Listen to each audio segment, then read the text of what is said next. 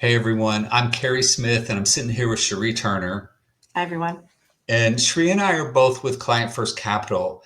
And today we have a topic that is very timely and really designed to help people understand this change that's happening and know what's the best course of action that they should take.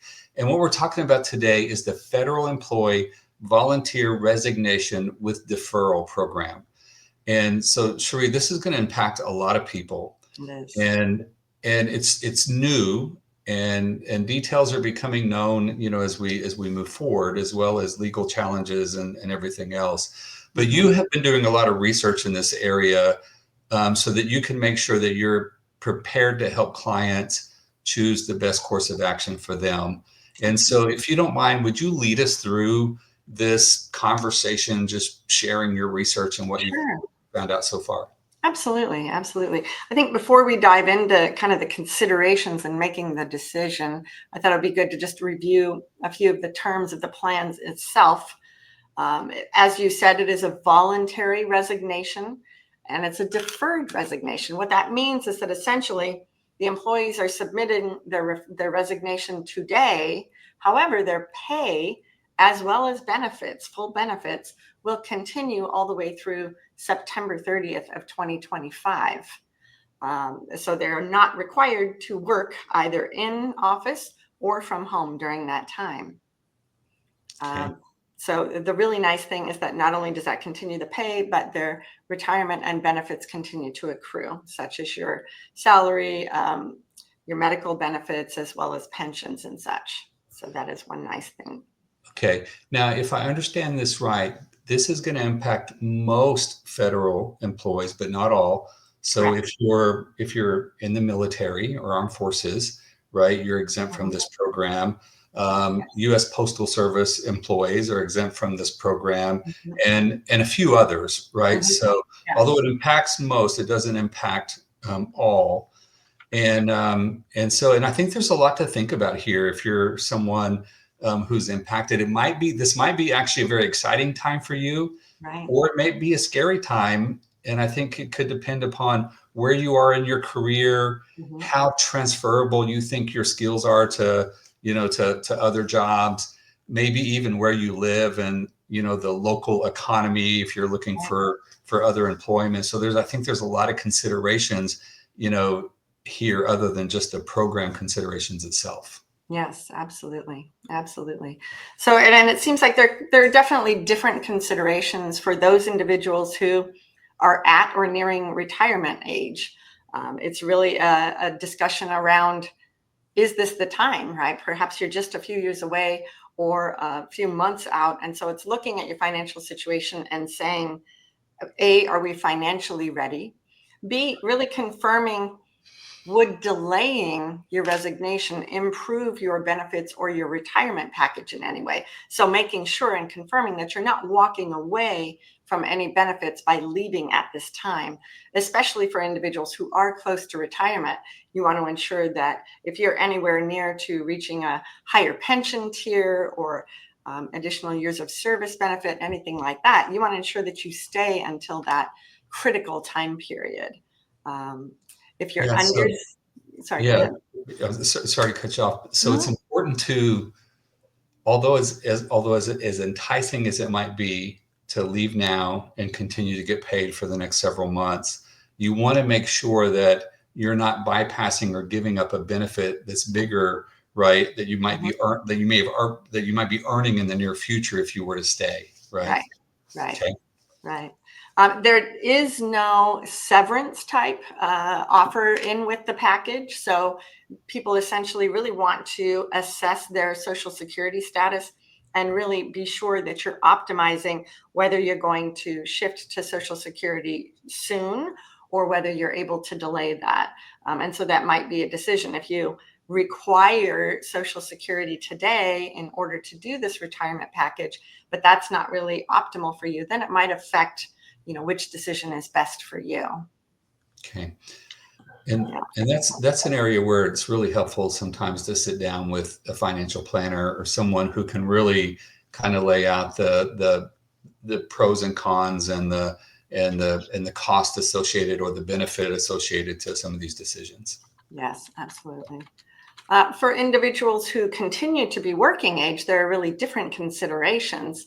One is ensuring that, of course, that you will have that short-term income stability from the time of resignation through to September 30th, but ensuring that that is still adequate to meet your financial needs during that time, and that that is adequate time for you to be able to secure and identify another position if you are still definitely requiring income in order to be stable. Another consideration is healthcare coverage. Following that, healthcare and life insurance, that with this package, those will be covered as well through September 30th. However, when you go out and now you're looking for a new job, sometimes when you're in the private sector, you don't get quite the same benefits that you get as a federal employee, typically known for great benefit packages. So one of the things to consider is the fact that your benefits may change going to a different type workplace. That's a good point. In addition, they want to certainly confirm, based on their current position, that there are no implications for resigning and being able to get another position with the federal government, and just ensuring that there are no implications for not being able to reapply for certain positions by leaving another. So Cheri, I'm going to ask a question. I don't know if you know the answer to this question. So if I accept this program and I start looking for other employment and I find something, let's just say I become employed in May and I'm going to get paid here till September. Am I giving up that pay by accepting a new job? Or No. Okay, good. So you do know the answer, all right? Yeah, no, you are guaranteed that pay through September 30th, regardless of what you do with your time. So that is certainly one of the opportunities for individuals, is the fact that if you are able to immediately secure another position, you're basically getting double paid during that time. Okay. And if that new employment should be back with the federal government, are you still guaranteed that pay, and or does that change anything? That is actually something I'm not sure about, but definitely if somebody were in that situation, they would want to investigate and find out before making their final decision. Yeah. Okay. Thank you. Yeah.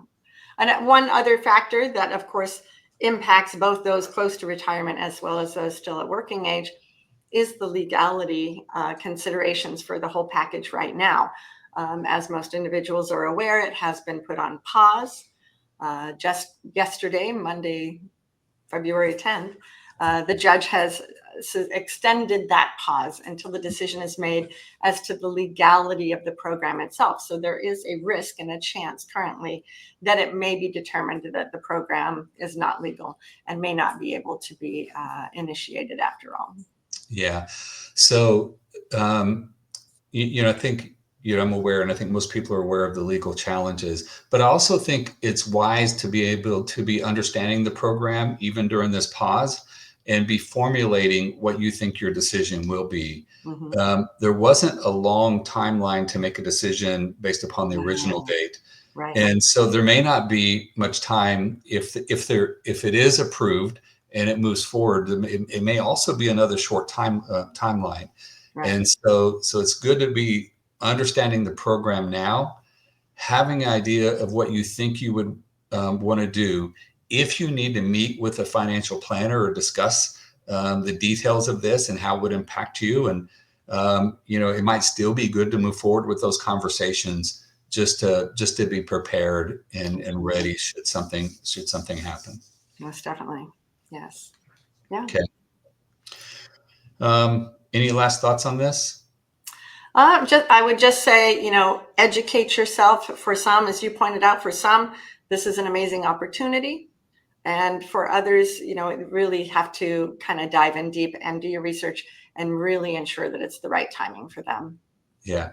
Well, Cheri, I appreciate the time that you spent looking into this. When uncertainty can be very unsettling for some people, but if they can sit down with you or someone else and understand these benefits, it helps them to have a little bit more certainty and understand, what's the best course for them. So thank you for taking the time to do this. Again, we're with Client First Capital, and if you want to talk to us about this subject or other financial subjects, please reach out to us. You can reach us at clientfirstcap.com. There you can also sign up for our newsletter and then find our library of videos where we talk about various financial topics. So Cheri, again, I thank you for taking the time to help us learn more about this topic. Absolutely. Thank you, Cary. All right. Bye. Bye.